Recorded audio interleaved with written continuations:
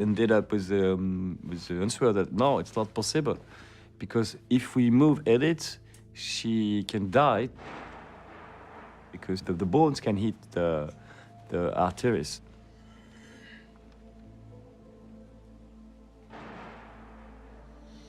I would have never imagined such a kind of pain, such a kind of stress. We had some drugs, tramadol, but not enough.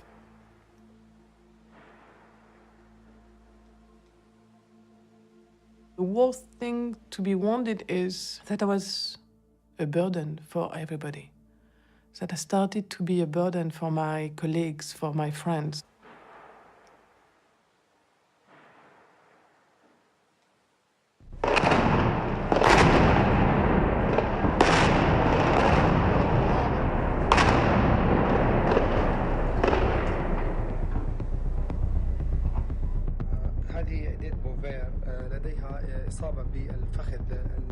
Dr. Mohammed came in with a video camera and said, you know, we're going to make videos. We want you to make appeals to your governments to get help. Je suis Edith Bouvier, journaliste française, en reportage en Syrie avec un groupe de journalistes. I was just hoping that my family could see that we are still alive. I was just thinking about them. J'ai besoin au plus vite d'être opérée. Ici, les médecins nous ont très bien traités, autant qu'ils le peuvent. Comme elle vous l'a expliqué, elle a une double fracture et elle ne peut pas être transportée très facilement. Donc il faut absolument pouvoir... Okay, Paul, it's your turn now. Tonight at 10, international pressure grows on Syria to allow aid to reach civilians under siege, as a British photographer trapped in the city makes an appeal by video. I was wounded in a rocket attack yesterday, 3 large wounds to my leg. My colleague Marie Colvin was also killed in the same attack. It was quite obvious the cavalry weren't coming. This wasn't... we come to get out. That wasn't going to happen. I knew that. I didn't expect it to happen. And that left us, you know, on our own.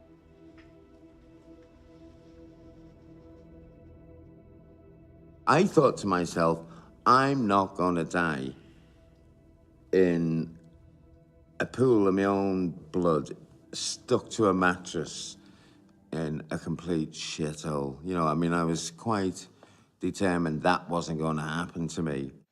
How about...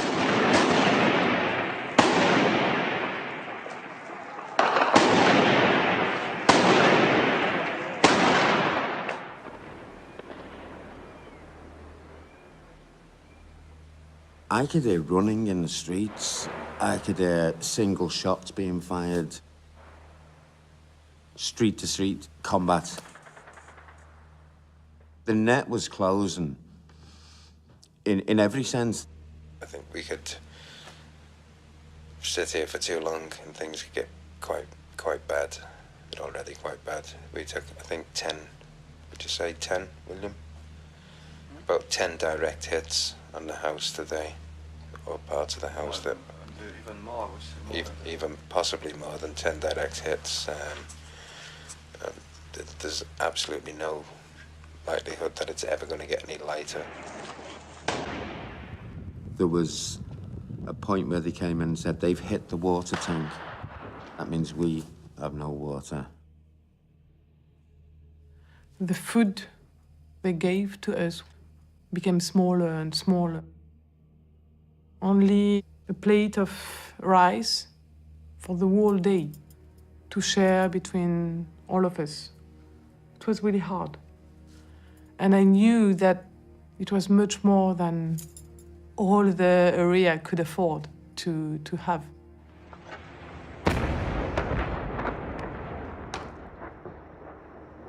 Allahu Akbar!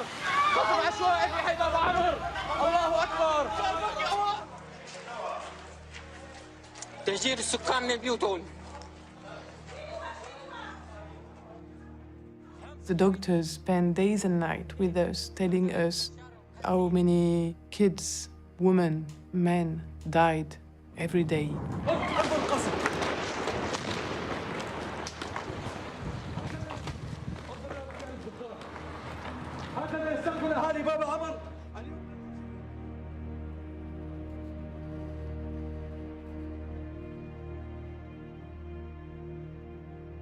Knew there were people out there.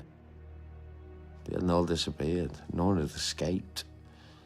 You know, what we'd gone in to report on was still there. It was still happening. It just happened that we were full of holes now.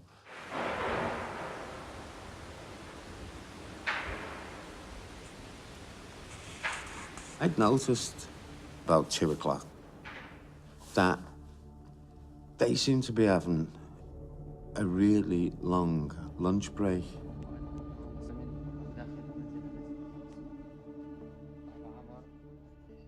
There's no shelling.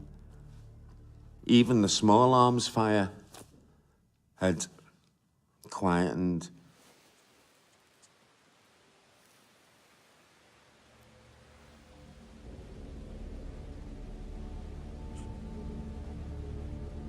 While came in, they said, there's a ceasefire. They're sending Red Cross ambulances in to take you out.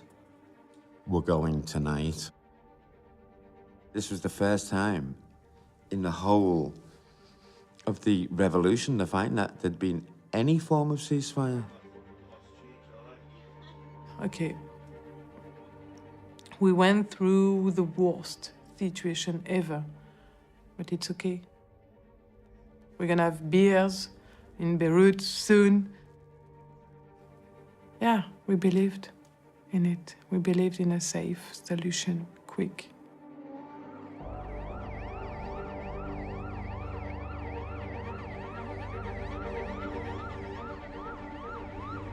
Seven o'clock comes and we hear vehicles pull up outside.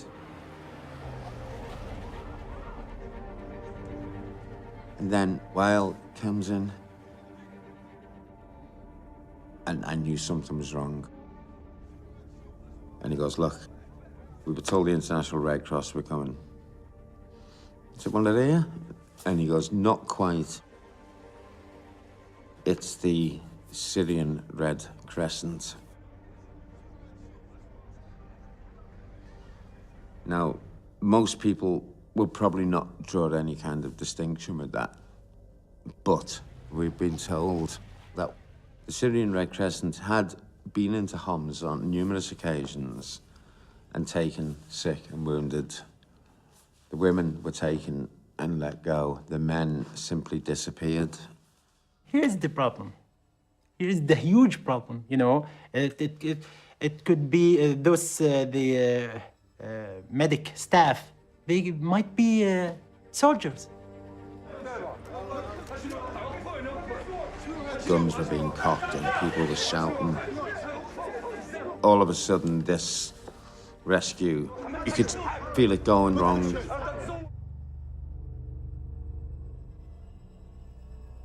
I said, look, bring in the head of the Syrian Red Crescent. Let's speak to him. They bring a doctor in, and I said to this doctor, what's happening? He said, I represent the Syrian government in Damascus, and I've been asked by my government to come and get you out. You'll be treated and released. He was like negotiating. I think it's the only way. Guys, the ceasefire won't last forever. And I'm saying, look, you know, we're in a very, very desperate situation here. We don't know what to do. And I looked at him in the eyes, and he looked at me and he said, do not get in the ambulances. And then he said, laddie, it's my job to get you to Damascus. He said, a drowning man will clutch at a straw. Do not get in the ambulance.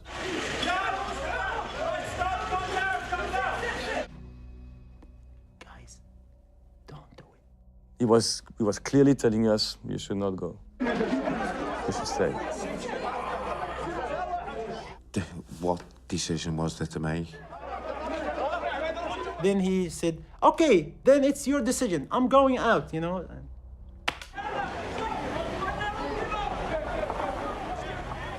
And we had the ambulances drive off. I know we all felt the same. Was that the biggest mistake we'd ever made? And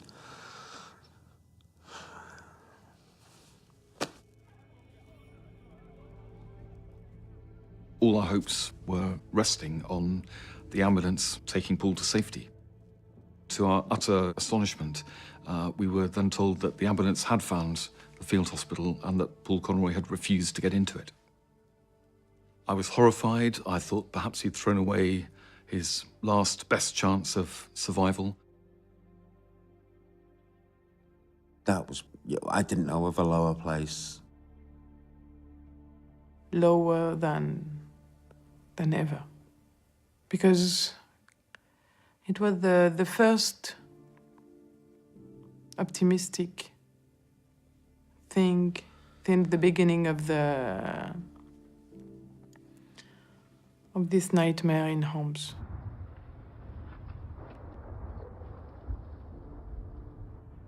Then the shelling starts. Bam, bam, bam, bam. And it was clearly targeting our building. It's obvious. The shelling goes on all through the night. They don't even stop.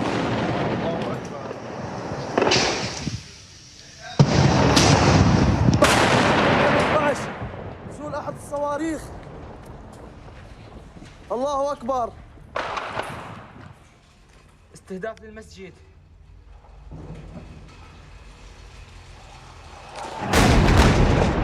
أكبر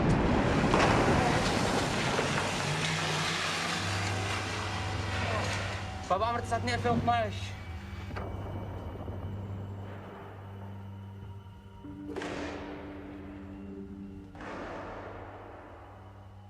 The fourth day, I think, it was the breaking point for me.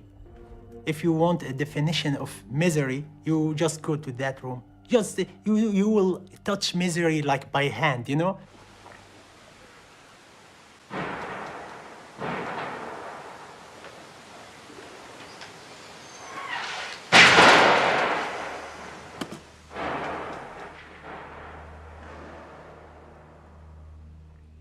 While he doggedly won't leave us, he was from around that area. He knew the way out. It was his home ground. We gave him the opportunity so many times to just go. We got him into it. I wanted him out. From the beginning, it's a matter of choice. Either we die together or we get out together. It's that simple. No, I don't want to think. It's not thinkable. Just the unthinkable. You cannot do it. You bring him here, you have to bring him out.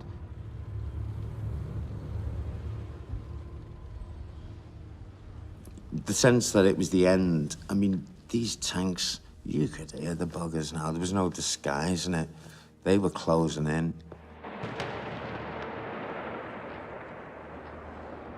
And this time I lost hope, definitely. I thought we're gonna die there. I think just how black the world seemed at that point in time. It was very, very black place to be.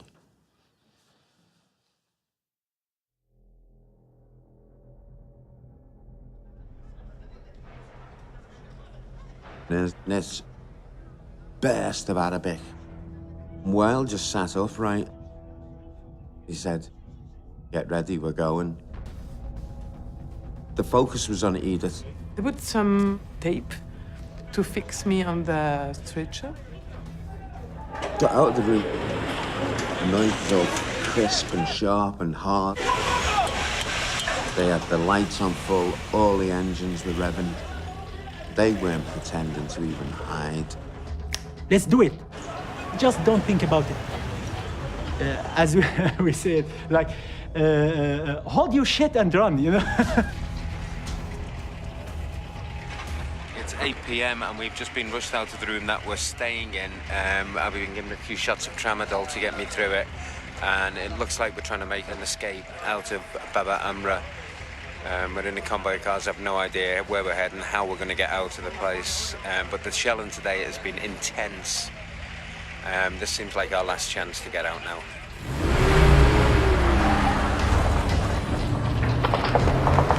We were just driving out. We knew we had to drive through the front line. Christ, if we even get out this street, we're doing well.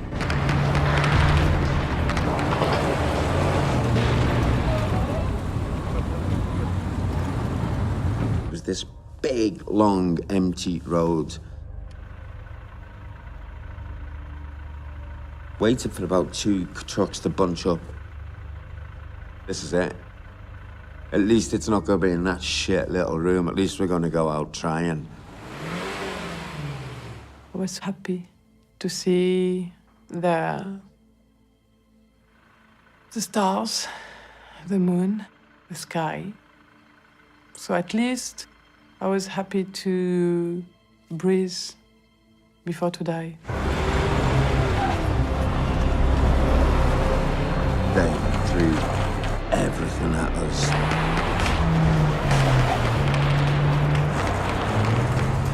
And it's just like, this is a ride.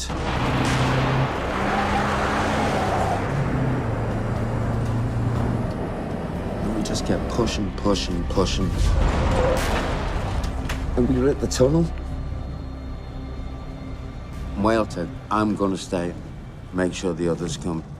It was just like, you better fucking make it, man. You know, you better make it. And then he just tied the rope around me, threw me into the tunnel. And I never saw him again.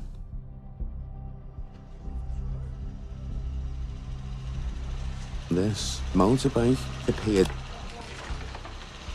You're getting on the bike, so I'm fucking I'm not getting on the bike while there's women and children there.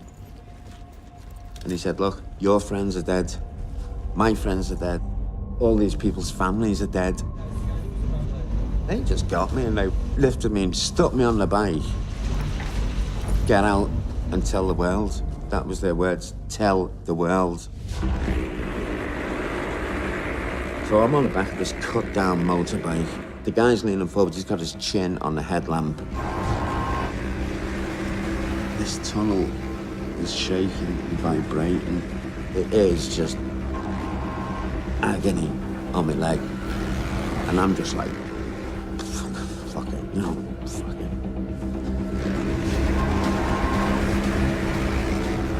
I thought that was it, you know, I thought we're gonna get the end of the tunnel and it'll be over, you know, at least we'll be out of that fucking hellhole. And then we stopped. And I looked up ahead.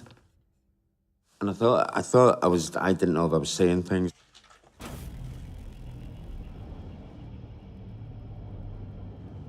It was just a mud wall. And I thought, oh, it's been blown up. We're in it, and it's been blown up.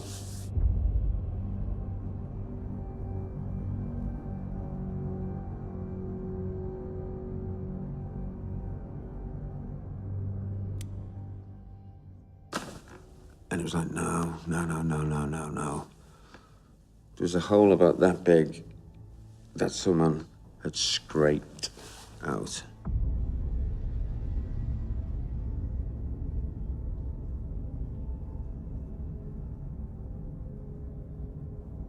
Barely big enough to get a human head in and shoulders.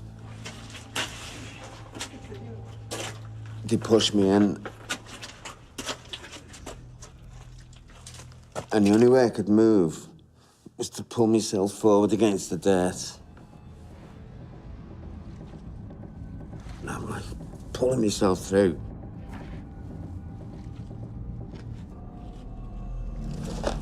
And I just stopped dead. What had stopped me? This piece of steel had come right through my leg. And I just laid there with my face just in the mud. How many times I thought I was gonna die? How many times I thought it's hopeless? I felt a responsibility now, an overwhelming sense of responsibility. It's a complete and utter lie that they are only going after terrorists. I had Marie on my shoulder. The Syrian army is simply shelling a city of cold, starving civilians. I had Remy and I had the people of Baba Amra.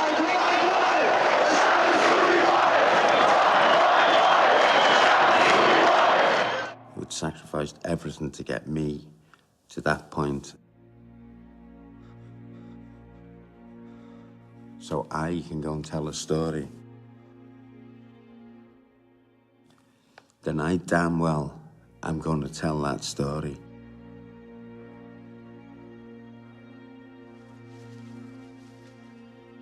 Braced myself, got all me leverage I could. Closed my eyes, bit my tongue, and I just kind of ripped the staples, everything ripping out, all the flesh and muscle.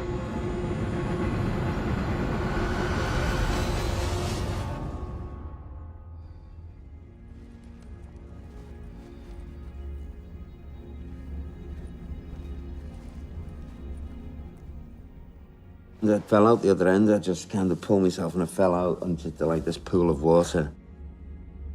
These guys, they carried me bent double on a piece of plastic through all this mud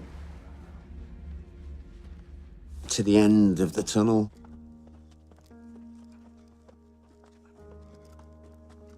And they just looked at me and they went, shh.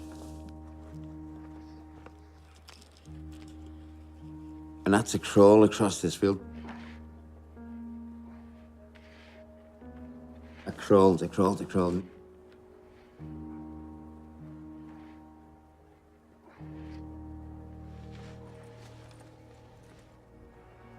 two guys took me to this van and opened it. It was just snatching life from the jaws of death.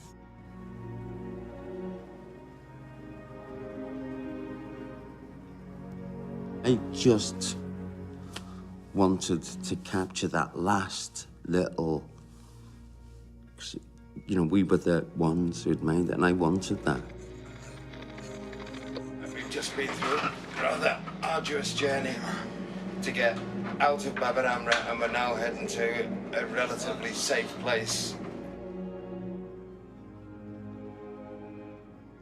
And I didn't want to let that moment slip. I felt I wanted that. That was a very personal thing for me. That's where my life began again, in the back of that van.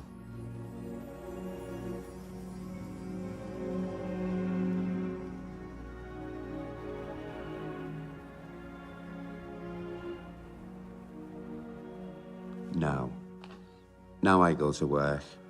I wanted to tell Marie's story. I want to tell Remy's story. I want to tell these beautiful people who were being slaughtered. I wanted to tell their story.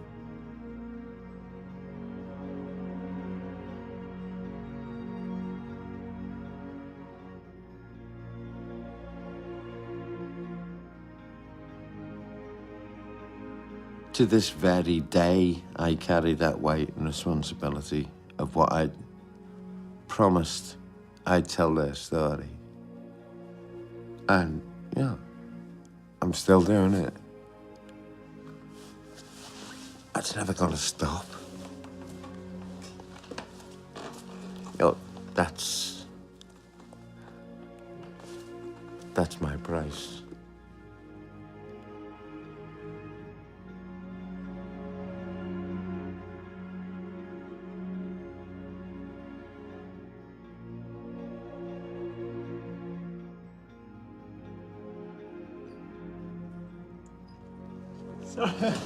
Sorry, guys. Sorry. Spoke the moment for you.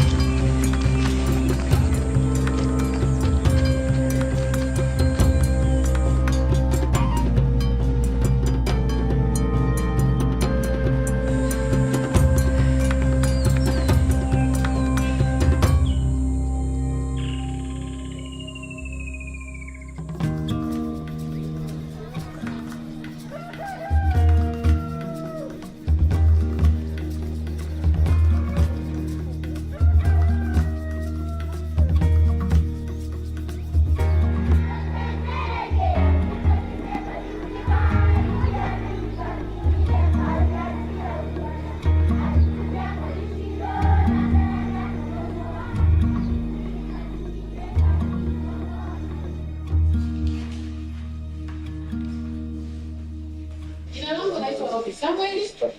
Mimi ni mratibu wa nyumba salama.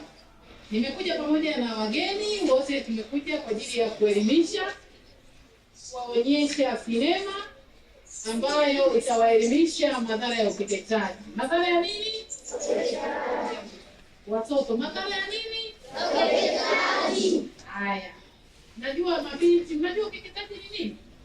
Kitendo cha kuondoa ni kitendo cha kukata kinembe au kisimi kwenye sehemu za uke. Kuna mwingine anasema mtoto wa kiume anatahiriwa, mtoto wa kike anatahiriwa. Anatahiriwa wa kiume, wa kike anafanyaje? Ni sawa na mwanaume wewe wafika wakati kichwa chako cha uume. Utajisikiaje? Hicho mambo tayari.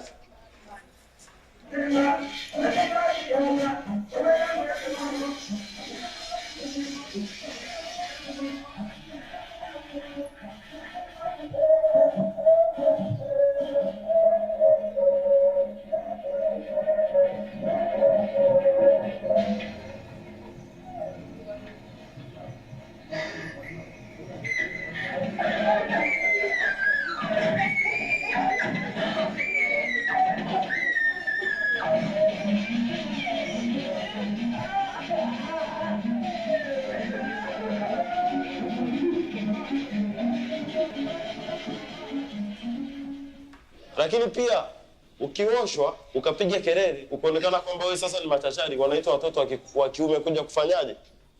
Wanakupanua nini? Miguu, si ndio? Nani yuko tayari kuona wale watoto wa darasa la 7 wakamuona sehemu yake ya uchi? Nani yuko tayari kufanyiwa hivi?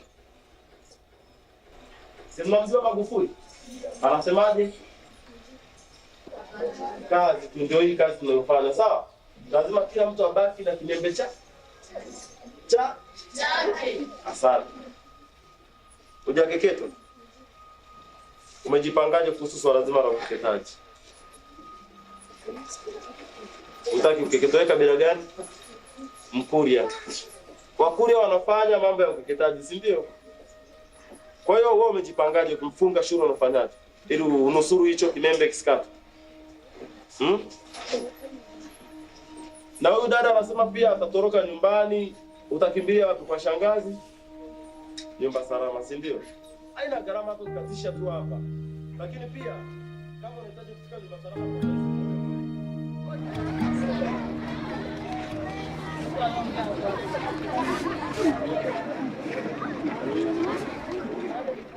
Nani ambaye yuko tayari tunaondoka naye? Nani? Flora, uko kwenye hatari ya kukeketwa. Anayekulazimisha umesema ni nani? Mama.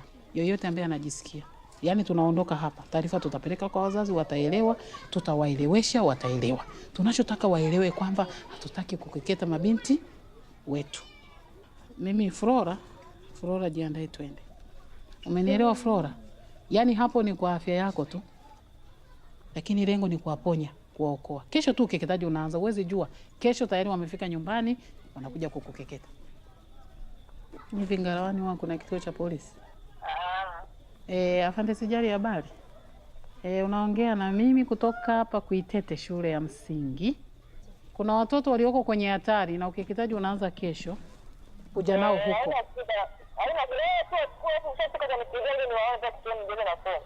Okay, sawa. Haya, pita hivi. Safi. Asante.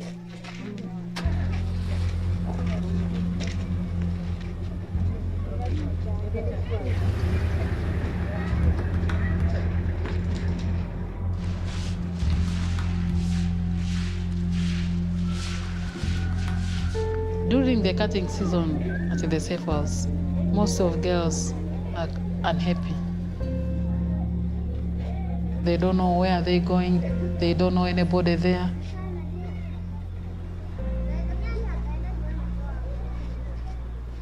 When I was young, my parents also asked me to undergo FGM, although I didn't want. I questioned myself, where can I go?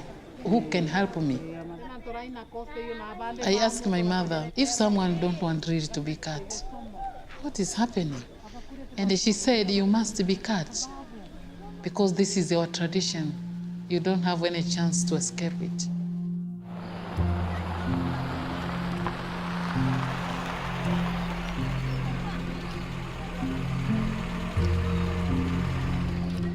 safe house is one of the strategies to fight against FGM.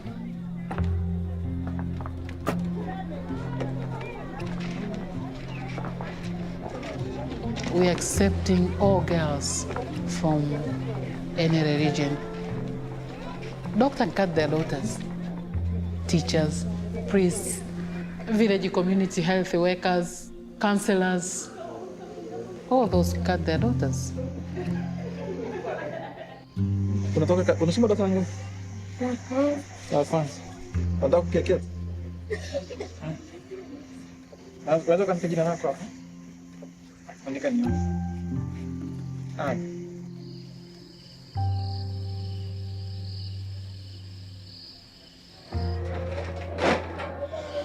Hilo swala nilikuwa nalisikia kwenye kijiji chetu, au natembea nalisikia ukeketaji.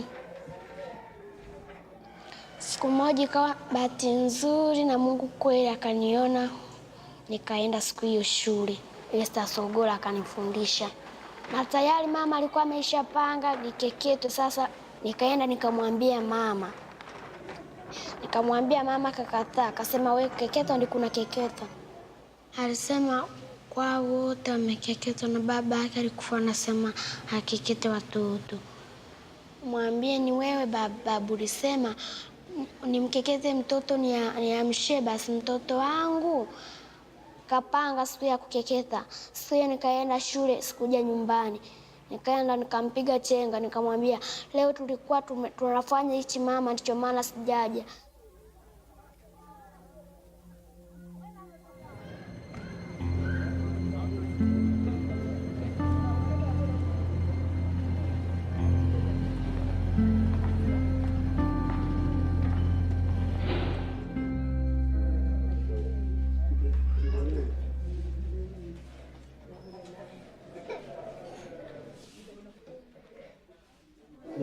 Kwa kifupi ni kwamba leo tulipata information kwamba Bomani, maeneo ya Mgumu, kuna mji walikuwa wamekeketa watoto wa kike wawili.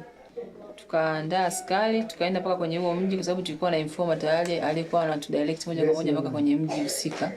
Kama vile kulikuwa tuseme kama tulikuta kama vile kuna